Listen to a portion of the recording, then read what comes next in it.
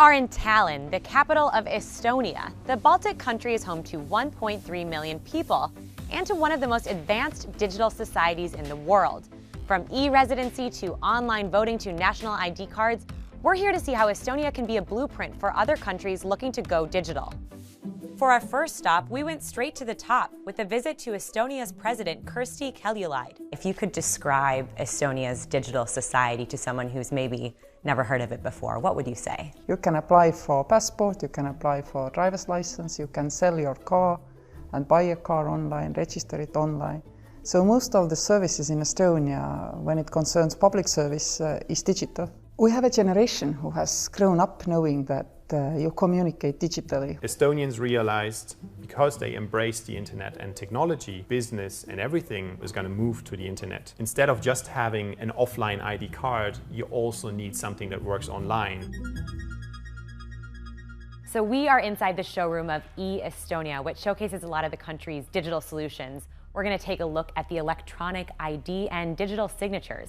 Every Estonian is issued a digital ID. Physical ID cards are paired with digital signatures that citizens use to pay taxes, vote, do online banking, and access their healthcare records. For a small country, the impact of the digital signatures has been big, saving the government an estimated 2% of GDP per year in salaries and expenses. Estonia says 99% of its public services are available online 24/7. It takes under 5 minutes to fill out taxes online, around 1/3 of citizens vote online, and 99% of prescriptions are issued electronically. Health records can be shared among doctors using a single electronic file that the owner can see at any point in time too. So here you can see a list of doctors that I have been in treatment with. Everything that regards your health record, your health, this is here. So another big feature of Estonia's digital society is the e-residency program. This basically allows you to start a company here in Estonia even if you're not a resident. E-residents can benefit from the European Union's single market without actually living in the EU. Estonia was the first country in the world to offer e-residency, and so far more than 50,000 people have applied for the program since it launched in 2014. So we are on our way to meet with Taavi Kotka. Taavi is a well-known presence in Estonia as the country's first Chief Information Officer. We just started to think about it, like how we can increase the amount of people who are connected to Estonia. We had to approach this question differently, and we took the approach that, okay, why not we connect them digitally? So how did Estonia become so high-tech? It all started in 1991 when the country gained independence from the Soviet Union. The government embarked on a series of fast-track reforms to modernize the economy, and it saw investments in technology as a key way to boost economic growth. By 2000, all schools were equipped with computers, and today children as young as 7 years old learn how to code. The government also offered free computer training to 10% of the adult population. These efforts helped raise the percentage of Estonians who use the internet from 29% in the year 2000 to an impressive 91% in 2016. Skype was one of Estonia's early tech success stories. The video chatting company, which was bought by Microsoft, was founded here in 2003. Estonia claims it's home to more tech unicorns, which are private companies valued at more than $1 billion per capita than any other small country in the world. Its recent unicorns include payments company TransferWise and Uber competitor Taxify. Other companies focusing on everything from blockchain to organic food are now vying to be the next Estonian unicorn. I think the environment, the setup right now is very friendly, and I hope they keep it this way. So the road to a digital society here in Estonia hasn't been without bumps along the way. In 2007, the country suffered a massive cyber attack, which forced the government to take steps toward protecting online security. Estonia helped launch a branch of NATO devoted to fighting similar attacks. The government created a data embassy in Luxembourg where it stores copies of all of its data.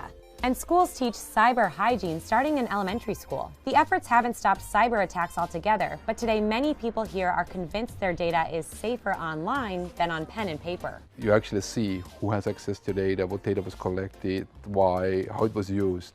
And if you have an ability to control that, you can cover it, you can delete it, etc. It actually gives you more privacy. One thing we learned about Estonia's digital society, it's not enough just to keep up with technology. As its population ages, Estonia is trying to lure in high-skilled workers like digital nomads, remote workers who use technology to do their jobs anywhere around the world.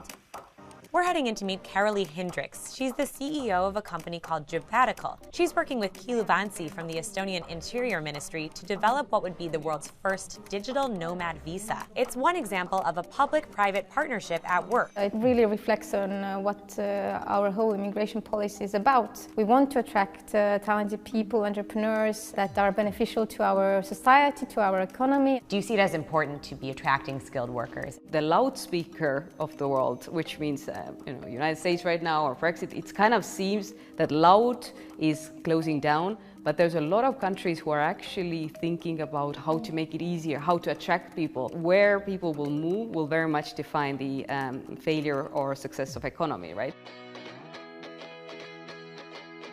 So we're seeing how initiatives like the Digital Nomad Visa and e-residency are encouraging startups and entrepreneurs here in Estonia.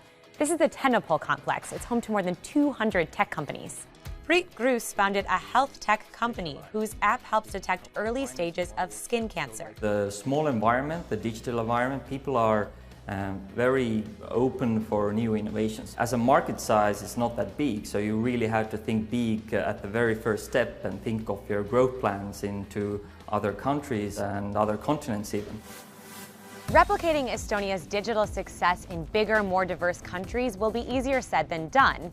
After all, the entire population here is roughly equivalent to that of Dallas. But in a world that's only getting more digital, there are a lot of lessons we can learn from this glimpse into the future.